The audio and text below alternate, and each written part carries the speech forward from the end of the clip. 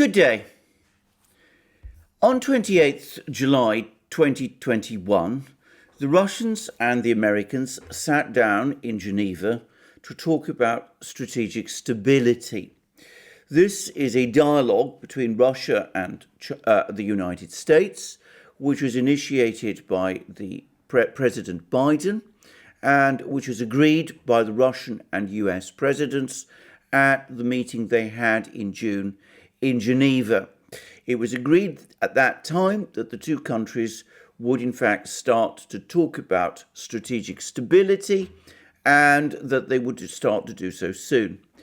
What exactly this means, what the concept of strategic stability means as discussed between these two countries, is entirely unclear, but it is likely, and most people believe, that arms control, a control of the build-up of nuclear forces by the two countries, is a key and principal topic, though the Russians have also said that they want to discuss developments in cyberspace.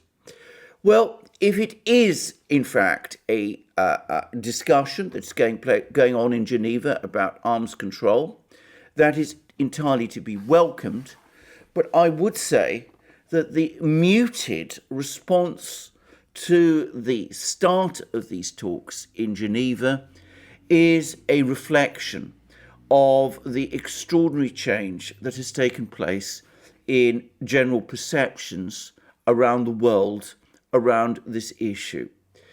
Back in the 1960s and 1970s, when the Americans and the Russians talked about arms control with each other, it was by far the biggest top news story. It would have made media headlines, there would have been long commentaries and discussions about it on television and in the newspapers. There would have been all sorts of experts arrayed to discuss the talks and where they were going. And no one at that time was in any doubt at all about the central importance of these discussions in order to secure not just world peace, but frankly, the future of humanity. Today, the Russians and Americans talk to each other about arms control, or so we believe, and nobody's interested. There's been barely any discussion about these talks in the media, either in the United States or even, by the way, in Russia. The European media has almost completely ignored these talks, and there's hardly any statement or comment about them from the US and Russian governments themselves. As somebody who grew up during the Cold War, who remembers the enormous focus and interest that there was around the world in the negotiations on strategic arms and nuclear weapons between the Soviets and the United States, especially in the 1970s and 1980s, and who is, by the way, always extremely concerned about the threat to peace and the enormous danger posed by nuclear weapons, I find this complete lack of interest in the negotiations which are going on in Geneva completely baffling. But it has to be said that there is a major difference, a huge change from the negotiations which took place between the Soviets and the Americans in the 1970s and 1980s, and the situation today. And that change is that a third very powerful actor has now appeared on the scene in the form of China. Now, China did not possess a strategic nuclear deterrent capability of any significance until the 1980s. It was only in the 1980s that the Chinese began to develop intercontinental ballistic missiles that were capable of launching nuclear weapons against the continental United States and across the entirety of the Soviet Union. Moreover, these intercontinental ballistic missiles that the Chinese deployed, the DF-4 and the DF-5, were, by comparison with the missile systems at that time deployed by the Soviet Union and the United States rather crude. They were liquid propelled, but not just liquid propelled. They used a technology of liquid propulsion, which the superpowers, the two great superpowers of that time, the Soviets and the United States, had left behind them, in the sense that the missiles before launch had to be pumped with their fuel, which was too corrosive to allow in their missiles whilst they were stationary and inactive. The Soviets, by this time, had long since developed storable liquid propellant fuels for their intercontinental ballistic missiles, which meant that they could house such liquid-fueled missiles in silos under special conditions and keep them there permanently on station, fully fueled and ready to launch at a moment's notice. And by the way, the Soviets were also doing the same thing with liquid-propelled sea-launched ballistic missiles that they were at that time deploying on their ballistic missile submarines. So the Chinese in the 1980s were far behind both of the main superpowers in these technologies. And in addition, the number of missiles that the Chinese deployed, perhaps about 30 in total, was very small and was dwarfed by the far more powerful, the truly gigantic missile arsenals that were at that time deployed by the Soviet Union and the United States.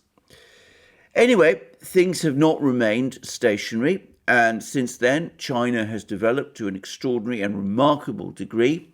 And though the DF-4 and DF-5 liquid-propelled missile systems of the 1980s are still form part of China's deterrent nuclear missile capability, they have themselves evolved somewhat.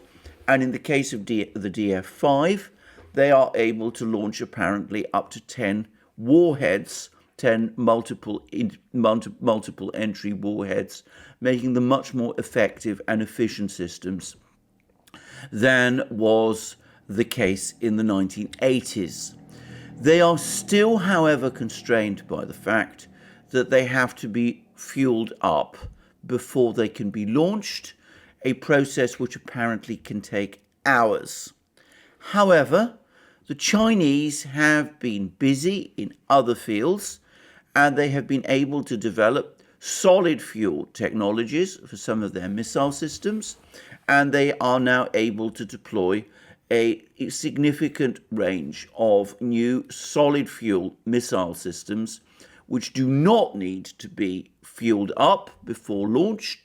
They are able to be launched at a moment's notice from mobile launchers and from Chinese ballistic missile submarines. And in the case of the mobile launchers, the launches in question and the missile systems are known as the DF-31 and the DF-41. Now, it should be said again that the total number of these systems, these missile systems that the Chinese deploy, remains relatively small, and up to now they have not posed much of a threat to the United States or indeed to Russia, and have not in any significant way threatened to upset the strategic balance. But the Chinese, it should also be said, have for some time now possessed the capability to upgrade their strategic deterrent force very considerably, bringing it up to at least the level of the US and Russia. After all, China today has the world's greatest manufacturing industry capability. It has a highly developed chemical industry. It is fully capable of developing ICBMs, intercontinental ballistic missiles, whether liquid-fueled or solid fueled, which are at least comparable in quality and sophistication to those of Russia and the United States. And moreover, they are definitely capable of building these missiles in substantial quantities if they want to. Up to now and up to recently, they haven't shown much desire to do so. And the reason for this is very easy to understand. Until a few years ago, China had reasonably good relations with both of the two great military powers, Russia and the United States. The Chinese had settled their problems with Russia in the early 1990s, over the course of the 1990s. And of course, since 2000, the Chinese and the Russians have been forging ahead with their strategic partnership, which, as I have discussed in many previous programs, is now developing something of the quality of an alliance system. The Chinese, therefore, had no reason to fear a threat to themselves from Russia, and they no longer needed a deterrent capability, a nuclear deterrent capability to deter Russia. The other country, the other superpower, the United States, was a country with which China also had, if not exactly cordial and friendly relations, at least civil ones. The United States was, of course, by far China's biggest trade partner. It was the country to which the Chinese sold many of the goods that they were producing, and it was also the country where a lot of investment was launched, building American factories in China and developing production facilities, American companies establishing production facilities in China. There were always unresolved issues between China and the United States, specifically over the status of Taiwan.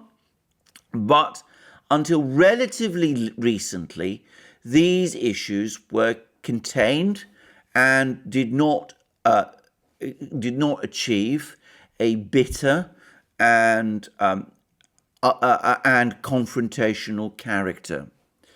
It tends to get forgotten that as recently as 2017, the then US President Donald Trump was able to have a friendly and cordial meeting with the Chinese President Xi Jinping, whom he hosted in his summer resort of Mar-a-Lago in Florida, and the two were able to get on with each other and seemed to all appearances to like each other and to agree on many issues with each other.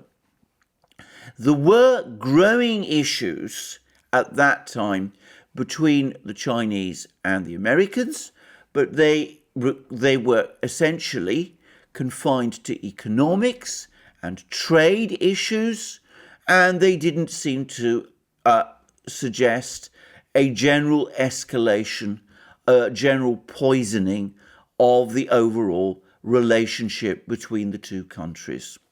Moreover, the Chinese and the Americans were talking to each other on trade issues, and though those trade discussions and negotiations were extremely difficult and at times acrimonious, the talks nonetheless went ahead, and there did seem to be an indication that things would eventually go in a relatively stable direction, with no reason to think on the part of the Chinese that the United States and China were heading towards a military confrontation with each other. Well, from about 2018, 2019, that began to change. Over the last period, the last years of the Trump administration, rather more hardline figures like John Bolton and Mike Pompeo achieved great prominence within the US government, and both of these people began to see China increasingly not just as an economic challenge, but as a geopolitical threat. Indeed, they started to see China as an overarching geopolitical threat. And the situation between the United States and China began to get increasingly tense and bitter and confrontational, with the United States making all kinds of threats and warnings against China, and the Chinese reciprocating and making it very clear that they were not prepared to be pushed around or bullied, as they would say, by the United States. And then, of course, in 2020, there came the pandemic issue, which was blamed by many people in the United States on China, and which continues to be blamed by many people in the United States on China. I do not propose, by the way, to get into a discussion of that issue, about which I am completely uninformed. But regardless, the important point is that the pandemic has seriously antagonized the United States towards China and has led to bitter exchanges and angry relations between the two countries. And then, of course, a new administration took office at the start of this year, a Democrat administration, which to some people's surprise seems to have been even more focused on treating China as a major geopolitical threat than the previous Trump administration was.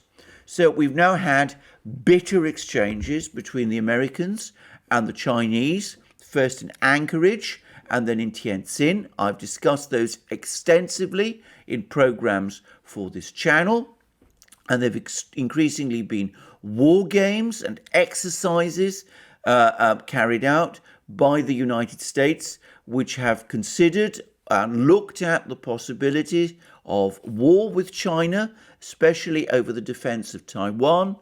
And the United States, in addition, appears to be edging slowly, or perhaps not so slowly, to a position where it has been hinting that it might even recognize Taiwan as an independent country, independent, that is, of China, a red line which the Chinese have made clear they will not accept. And as I have also discussed on this channel, there's now a naval race underway between the United States and China in the Pacific, a naval race which has its origins in the late 2000s, during the period of the Obama administration, when the United States, or at least some people in the United States, were already talking and floating the possibility of the United States acting to contain China and even imposing a sea blockade of China by closing access to China of shipborne trade via the Malacca Strait. So we now have a situation where the Chinese, instead of feeling that their international environment was relatively secure, with good relations with Russia, and in fact increasingly good relations with Russia, and at least cordial and civil relations with the United States, we now see a situation where the Chinese and the Americans have come to think of each other as adversaries, and we even hear talk increasingly of a renewed Cold War. And the result is, firstly, that great naval race in the Pacific that I discussed extensively in that previous program that I did for this channel. But there is also now growing evidence that the Chinese are also now considering doing what they had not been interested in doing to any great extent previously, which is upgrade their strategic nuclear deterrent capability. And there have been certain developments of a military technical character which have probably driven the Chinese to accelerate whatever deterrent program they have had. And one of these is the decision by the United States to scrap its Intermediate Nuclear Forces Treaty, which it had with the Soviet Union and then with Russia. There have been various reasons given by the United States for its decision to do that, but it seems that one of the reasons was the desire on the part of some military officials in the United States to deploy intermediate range ballistic missiles, nuclear capable missiles along the island chains and perhaps also in South Korea, within range of China itself. And of course, there's been other developments also. The United States has deployed anti-ballistic missile interceptors to South Korea. Supposedly, and perhaps actually, these are intended to provide protection against North Korean missile developments. But of course, it's likely that the Chinese, looking at these anti-ballistic missile deployments in South Korea, have been wondering what effect those deployments might have on the viability of China's own deterrent. But of course, the overarching and major story is the way in which the Chinese and the Americans are now, for the first time, seriously talking about the actual possibility that they might fight each other, over Taiwan, that they might fight each other over access to the South China Sea, that they might fight each other over the East China Sea, and with the Chinese, of course, now building aircraft carriers and large surface ships, which do seem to be intended to challenge US naval mastery of the Pacific. So, given that this is so, it is completely unsurprising, as I said, that the Chinese are now apparently considering upgrading their strategic nuclear defense force. And this probably explains some reports that we are now reading in the American media about the Chinese building large numbers of silos to house what appear to be strategic missiles, long-range intercontinental ballistic missiles, in 3 locations in China itself. And it seems that hundreds of missile silos are being built. Now, that greatly exceeds the number of silo-based missiles that China has deployed up to now. As I said, they are probably around 30 of the old liquid-fueled DF4 and DF5 generation. And that clearly is not going to be anywhere near sufficient for hundreds of silos that are being built. Also, one has to wonder whether the Chinese would really want to build more of these old, perhaps even obsolete, liquid-fueled missiles like the DF4 and the DF5, which they have been housing in silos up to now. It seems far more plausible that the Chinese would want to deploy new, more advanced missile systems in these silos. And the number of silos being built, or apparent or alleged silos being built, would appear to suggest that the Chinese deployments, or intended or planned deployments in these silos, will be a very extensive and may perhaps number in the hundreds. Now, I say that, I ought to say that there are some stories or speculations or theories that in fact the Chinese are playing a numbers game, that they're building all these silos in 3 different places in China, but they don't intend to install missiles in all of them or even in most of them, that what they intend to do is play some kind of a shell game whereby missiles are moved around between the silos, presumably via underground tunnels, so that the United States is not sure exactly which silos house missiles and is cannot be sure, therefore, which particular silos to target. But I have to say that I am a little skeptical of this idea. It seems to me that operating a shell game of that kind would be expensive and complicated, and besides, this all seems to me to underestimate the scale of China's industrial capabilities, and I strongly suspect that the eventual plan is indeed to house missiles in all these silos.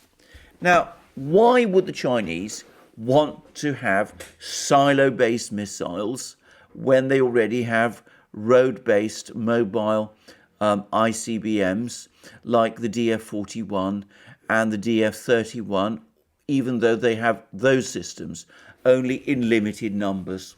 Well, as I always say when I discuss these topics, I'm not a technological person or a scientist, and I've never served in any military, but I take here my cue from someone who has and who does have technical qualifications and the knowledge to discuss these issues, who is Scott Ritter. And Scott Ritter has pointed out that road mobile ICBMs, though they do possess many advantages over silo-based ICBMs, are also potentially vulnerable to attack by conventional forces, and therefore countries that operate them, such as Russia and China, want to ensure by also having a large number of their missiles housed in silos also. And it's been suggested that that is indeed what the Chinese intend to do. They intend to have a proportion of their DF-31 and DF-41 missiles, road mobile, able to move around, trundle around China on their transporters, capable of being launched from all sorts of different places in order to confuse and avoid the United States.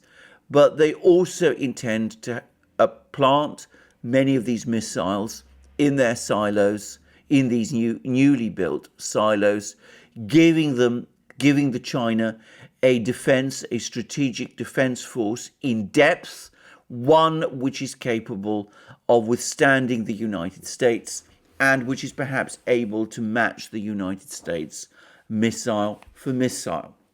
Now, I say all of this, the Chinese themselves have up to now been very cagey about what they've been saying about these deployments, but there's been a slightly humorous article or editorial about these deployments in the Global Times, the newspaper owned and controlled by the People's Daily, which is, of course, the official newspaper of the Chinese Communist Party, but which is published in English and which gives a sense of the policies and ideas of the Chinese government. And this editorial does not actually confirm that China is indeed building hundreds of silos, but it rather cheekily all but confirms that it is. There is a somewhat humorous suggestion that these are in fact ground stations for wind farms, but given that some of these silos are being built in military bases, I don't think anybody would take that particularly seriously. Anyway, the point to make about this Global Times article is that it does explain why the Chinese might be interested in building up their strategic defense force in this way. And I'm going to quote from parts of it. It reads as follows. The US media and relevant institutes repeatedly hype the newly discovered silos in China. Their fundamental purpose is to exert public opinion pressure on China. They have always believed that Western public opinion could influence China and that increasing the pressure can force China to change its behavior. Some US forces are also keen to further modernize the US nuclear arsenal. The media and the mentioned organizations hype China's silos, which provides more reason for the US to upgrade its nuclear arsenal.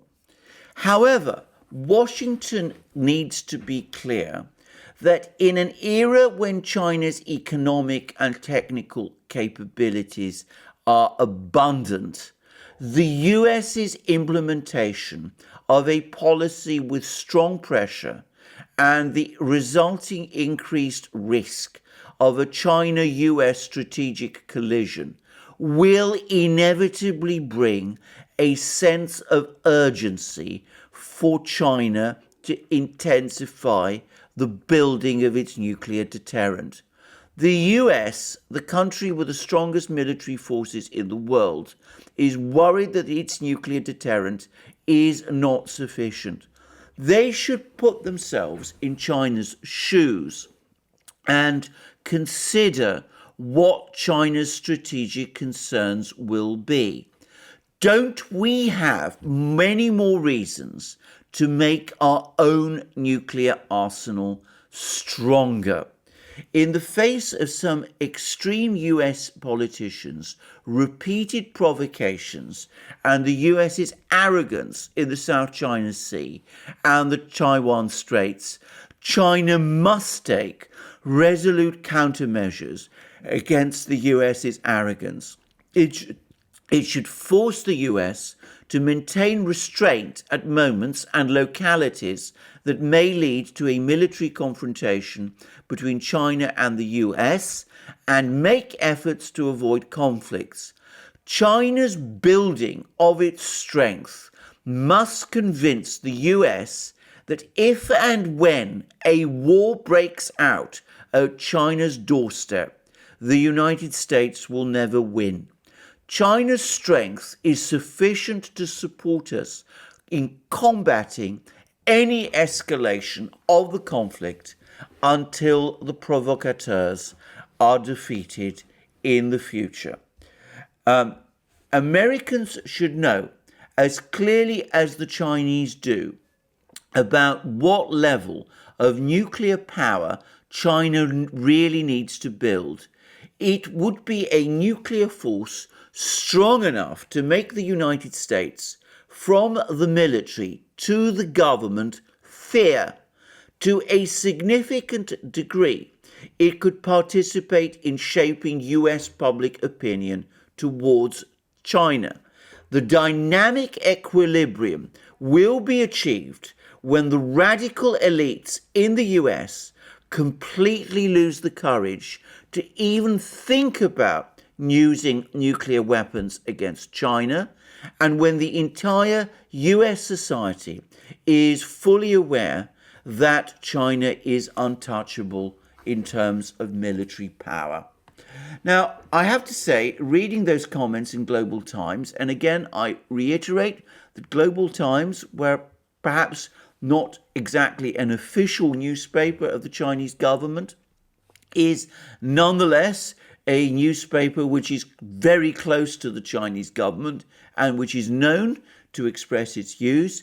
Reading these comments, I have no doubt at all that China is indeed upgrading its strategic nuclear defense capability and is indeed intending to build lots of silos across China and is indeed intending to house nuclear missiles, strategic intercontinental ballistic missiles, presumably DF-41s and DF-31s in those silos. And that these silos are being built for precisely that purpose. In other words, over the next few years, 5 years, 10 years, the United States is going to be faced with a very significant, a very large upgrade in the Chinese nuclear deterrent. And Global Times explains why. It is because the Chinese have been listening and hearing all the things that the United States has been saying about the United States possibly fighting China over control of Taiwan and the South China Sea, and because the United States has also been talking about imposing sea blockades on China. The Chinese interpret all of this as a military threat, and they are building up their conventional forces both to achieve military dominance in the seas and oceans around their own coastline and in the straits, on the Straits of Taiwan, and ultimately they are seeking to challenge US naval power in the Pacific, presumably and ultimately in order to make a blockade of China impossible. And the Chinese understand that building up their conventional forces is not enough in a situation where China perhaps can match the US's conventional capabilities, its fleet. It would nonetheless be at serious risk of an American nuclear attack if the nuclear deterrent force, the Chinese nuclear deterrent force, continues to be dwarfed by that of the United States, as it is at the moment. And so China is now embarking upon a massive upgrade of its strategic nuclear defense capability. In other words, the silos that we see being constructed, which are, by the way, probably only the tip of the iceberg. I am sure the Chinese are busy developing other aspects of their strategic defense forces, quite probably new missile systems, quite possibly new ballistic missile submarines. Anyway, all these developments complement the build-up of the Chinese conventional forces, the Chinese Navy in the Pacific that we have seen and which I discussed so extensively in that other long program which I did. And given that the United States has now decided to treat China as an adversary, practically as an enemy, with US officials even going so far as to accuse the Chinese government of perpetrating genocide in Xinjiang province, this is completely unsurprising. It is perhaps actually inevitable. Meanwhile, as I said, as all of this is going on, the United States also faces the problem that the Russians are also busy developing and upgrading their nuclear strategic defense force. And of course, that already equals that of the United States. And we learned that the Russians are now busy deploying new liquid-fueled, very advanced liquid-fueled, storable liquid-fueled ICBMs, the extremely advanced Sarmat missile. They've perfected the avant-garde hypersonic glide vehicle, which is being deployed on some of their liquid-fueled land-based ICBMs. They're deploying new Bulava sea-launched ballistic missiles. They're deploying new generations of cruise missiles. And of course, they're also considering deploying, or rather they're now pushing ahead, forging ahead with developing that deadly Poseidon nuclear-powered submarine drone and the nuclear-powered Burevestnik cruise missile, which I've discussed in previous programs. So the United States is now looking at a situation where it is in a nuclear arms race, not with just one military superpower, as was the case during the Cold War, when its rival was the Soviet Union, but with two military superpowers, China and Russia, with one of those military superpowers, China, having an even bigger industrial base than that of the United States itself. This does not seem to me to be a comfortable situation for the United States to be in. Moreover, though the United States is talking strategic stability with the Russians, it has no analogous talks ongoing with the Chinese. It has tried to persuade the Russians to agree for the Chinese to enter the talks in Geneva, but the Russians have categorically refused, saying that the United States must talk directly to China. And the Russians, by the way, have complicated US strategic planning even further by insisting that whatever the outcome of the talks, their strategic capability, the Russian strategic capability, must be at least equal to that of the United States. So the United States now faces the uncomfortable situation where perhaps in 5, perhaps 10 years, it will face competition from 2 nuclear superpowers, with the aggregate nuclear forces of those 2 superpowers, China and Russia, taken together, probably exceeding its own, unless the United States invests in developing nuclear strategic forces on a scale to match those of China and Russia simultaneously, something Scott Ritter thinks it cannot afford to do, and something which the Congressional Budget Office has apparently also said it might not be able to afford to do. This is a disastrous situation, and I have to say straight away that the United States has brought it on itself. I say that because there was no fundamental reason why the United States needed to be in a strategic arms race with either of these 2 countries, with either the Russians or with the Chinese. The Russians were not looking up till the 2000s to enter into an arms race with the United States. But the United States then starting in the 2000s, began to make a whole series of egregious and unwise decisions. It scrapped the Anti-Ballistic Missile Treaty, it scrapped the INF Treaty, it pulled out of the Open Skies Initiative, it established anti-ballistic missile interceptors in Europe, it extended NATO eastward to Russia's borders, it supported coups which took place in Ukraine and has sought to align that country with the Western powers and against Russia. It has extended NATO membership to the Baltic states. All actions calculated to infuriate and enrage and alarm the Russians. And of course, it has compounded all of this by pursuing a policy of sanctions and economic warfare against Russia, matched and combined with a relentless anti-Russian publicity campaign.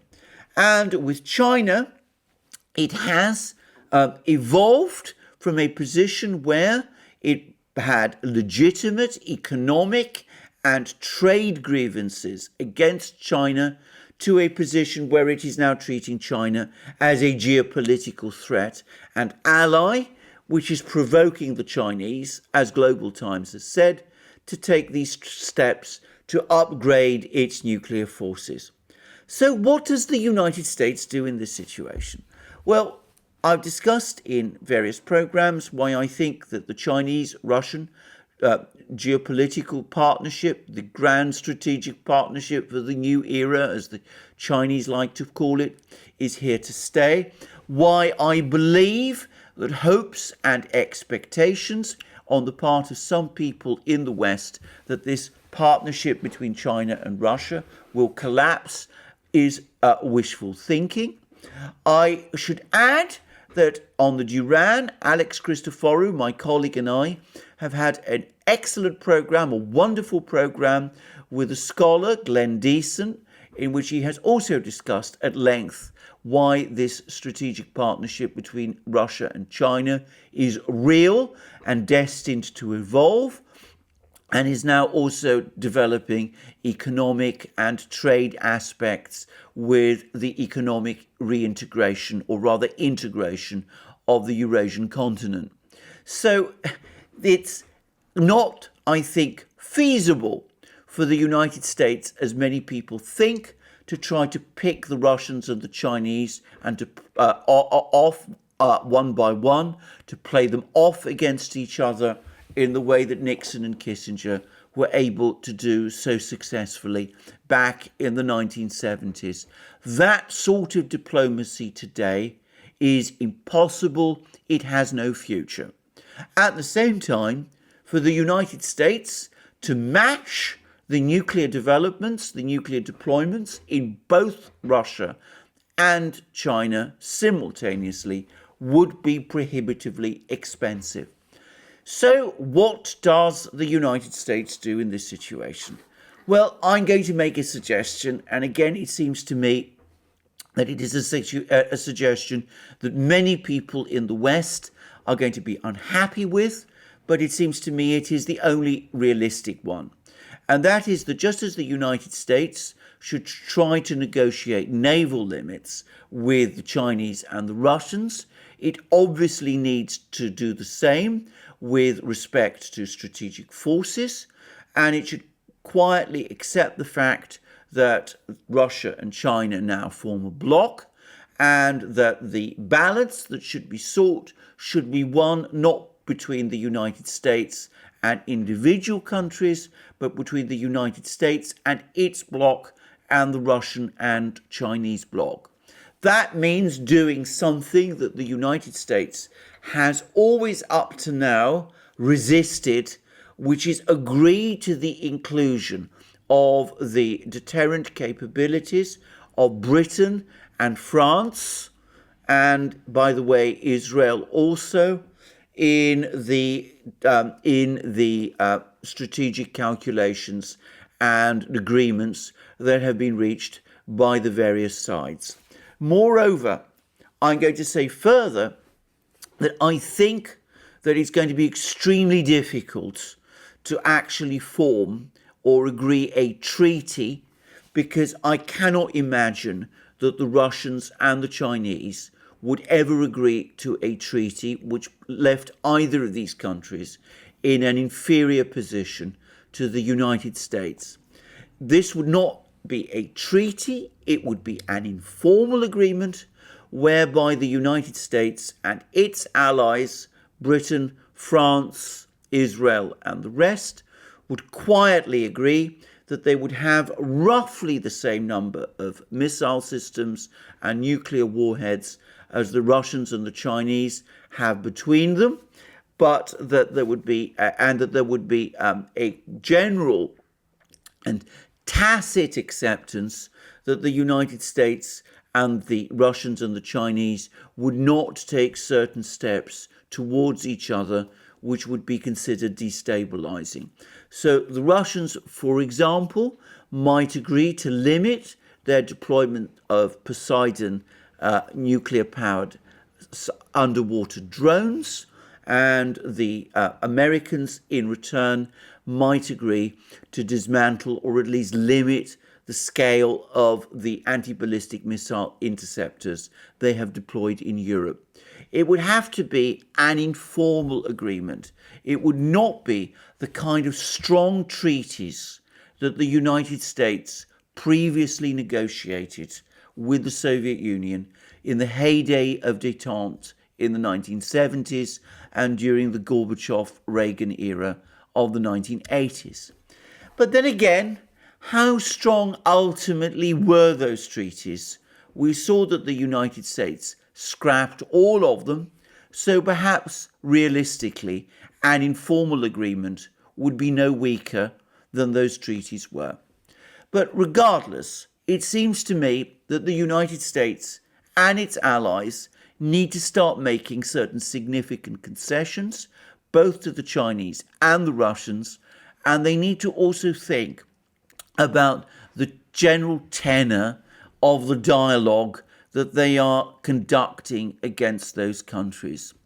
I think that one thing that the Americans and their allies need to start doing, first and foremost, is to dial down the language. Language like genocide, talk about Russia being a kleptocracy, talk about a duel between the democracies and the autocracies, talk about the Russians meddling in elections and the Chinese posing a threat in cyberspace. All of that sort of thing is really deeply unhelpful. Let us just accept the fact that the United States is a great power, leading an alliance system in competition with other great powers, and leave it at that. There is no reason to poison the international atmosphere with this extraordinary language, which is only creating more risks and more instability, and which is creating more trouble. Well, will the United States accept this advice? I say accept this advice. I ought to say that, of course, I have no way of knowing whether anybody in the US government is actually listening to this program. Perhaps they are, but would they accept my advice even if they were? Well, probably not. Let's be realistic about it. I doubt that at this moment in time, the US is capable of negotiating agreements either with Russia or with China that the Russians and the Chinese would accept. But in time, perhaps when these Russian technological upgrades start to have an effect, when more Russian submarines start to appear in the North Atlantic, when more Chinese carriers start to appear in the Pacific, when the Chinese nuclear strategic defense force becomes increasingly powerful, perhaps at that point, wiser counsels in Washington will prevail. And just as happened in the United States in the 1960s, when Lyndon Johnson's administration realized that an open-ended nuclear arms race with the Soviet Union was leading the United States towards disaster, perhaps at that point the United States will change its approach and might start to engage with the Russians and with the Chinese seriously and constructively, and not in this declamatory and manipulative way that it is pursuing at the moment. But I doubt that is going to happen realistically for at least the next 4 years of this administration, and who knows, it may take even longer than that. I hope that in the meantime we retain enough good sense in the West and in Washington especially not to trust our luck too far, not to push the Chinese especially too far in places like Taiwan, or the Russians too far in Ukraine. Both the Chinese and the Russians very emphatically in April when they deployed all those troops to the Ukrainian border, and the Chinese increasingly with the naval deployments that I've been recently talking about, have shown that they are both ready and willing to push back hard in the face of such deployments and such actions.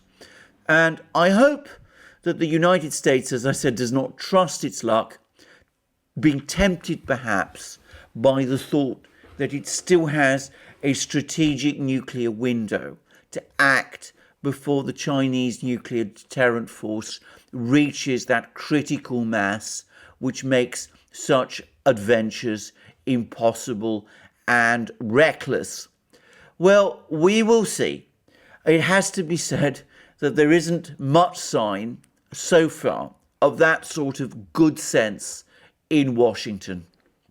But I hope that wiser counsels will prevail. And I would say in concluding this video that perhaps it's time that people in Washington, and also, by the way, in London and Paris, and especially in Brussels, started to ask themselves about what exactly it is that they have done which have brought them to this pass. Well, thank you for joining me for this program today on this bleak subject. I look forward to you joining me in future programs, both on this channel and on our main channel, the Duran, where I do programs with my colleague and friend, Alex Christoforou. Please also remember to check out Alex's channel. You'll find links under this video. Please also remember to look us up on our other platforms, BitChute, SuperU, and especially Locals. And I ought to say that we have great ambitions about what we're going to do on Locals. We have highly developed plans. Look out for those plans. They will be coming very soon. And you will be seeing dramatic and, dare I say it, wonderful things on Locals from us before very long. And if you want to support our channel, our hard-working channels and programs, well, you can do so also to the extent that you feel you can via PayPal, Patreon, and Subscribestar. And also, please don't forget to go to our shop, buy it yourself there, the wonderful goods you will find there, our amazing mugs, our t-shirts, our hats, our hoodies, our sweatshirts, and all the rest. And last but not least, if you've liked this video, please remember to press the like button, and please also remember to check your subscription to this channel. And I look forward to you joining me again in future programs, both on this channel and on our main channel, and indeed on Locals and elsewhere. And thank you for joining me today, and have a wonderful day until then.